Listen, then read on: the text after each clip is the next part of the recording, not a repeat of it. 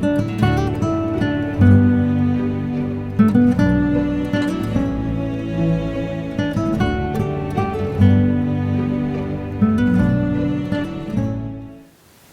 I'm Tim Short, an associate professor in palliative medicine, and I want to talk to you about transitioning from life support services or interventions, such as ventilator support or other machineries that are sustaining lives in an artificial manner.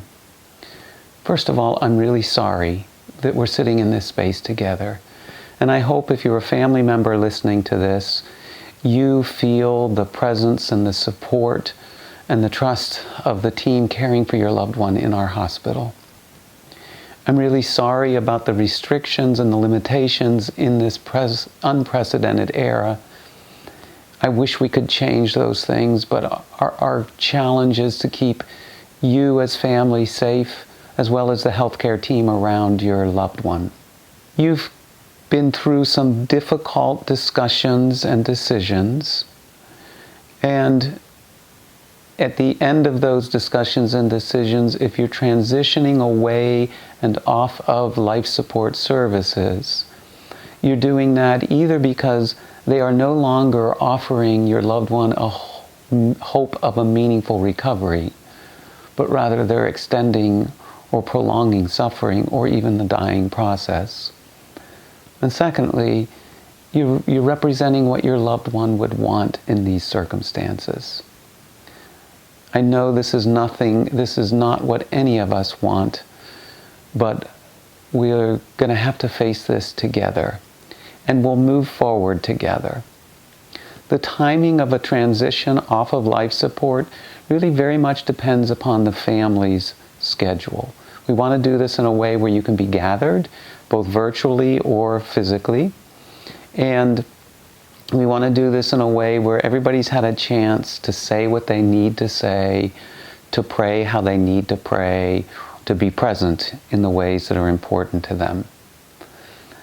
So, apart from crisis, which can generate our other decisions, we like the family to drive the timing of this and try to coordinate with that.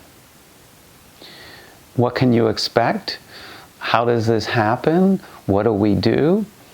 Well, current restrictions for family presence at the bedside, we're restricting to 2 family members or 2 people at the bedside. I wish it could be more, but for safety reasons, that's the policy currently. Now, you can have as many people gathered virtually wherever they are, and we'll try to get electronic means into the room to broadcast out and connect you there. You can attend to your loved one's spiritual needs before we make any changes. So if you want a priest, a rabbi, a minister to come and pray, they can be in the same Zoom room or FaceTime or whatever media you choose as family to use or that we help facilitate. And then when it's time to transition off of the life support, the ventilator, we normally would pre-medicate your loved one with doses of medicines to assure there's no struggle for breathing and to assure there's no anxiety before we remove or with the life support. We do this in a way and watch them carefully so that if they need any more medicines, we give them anything and everything to assure their comfort. Now, we're using safe doses of these medicines. Our intention is not to accelerate things, but to try to put this journey into your loved one's hands and make it as natural a process as possible while assuring comfort. It's not uncommon that somebody that's been on life support can expire or die quickly after removing, which is testament that they were very much dependent upon artificial means of staying alive. And if that happens, we'll do everything again we can to assure their comfort and to keep you present to them, both physically and virtually. If they hit a plateau and stabilize out, and when I say stabilize, I don't mean stabilize to get better, but they take longer to decline than anticipated.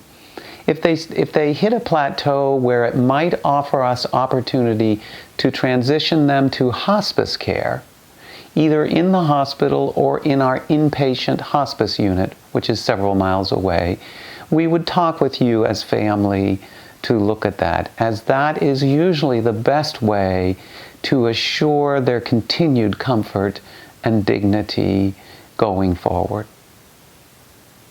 And again, I'm really sorry that we're having to speak this way, that you find yourselves as family in this space. I hope you know you're not alone. And I hope you know that if you find yourselves second-guessing, wondering, should we have done this? Could we have done that? Should we have thought of this or tried that? It simply means you're normal and that you love your loved one. It doesn't change the harsh reality of the situation we find ourselves in. So if you find yourself second-guessing, be kind to yourself. Thank you.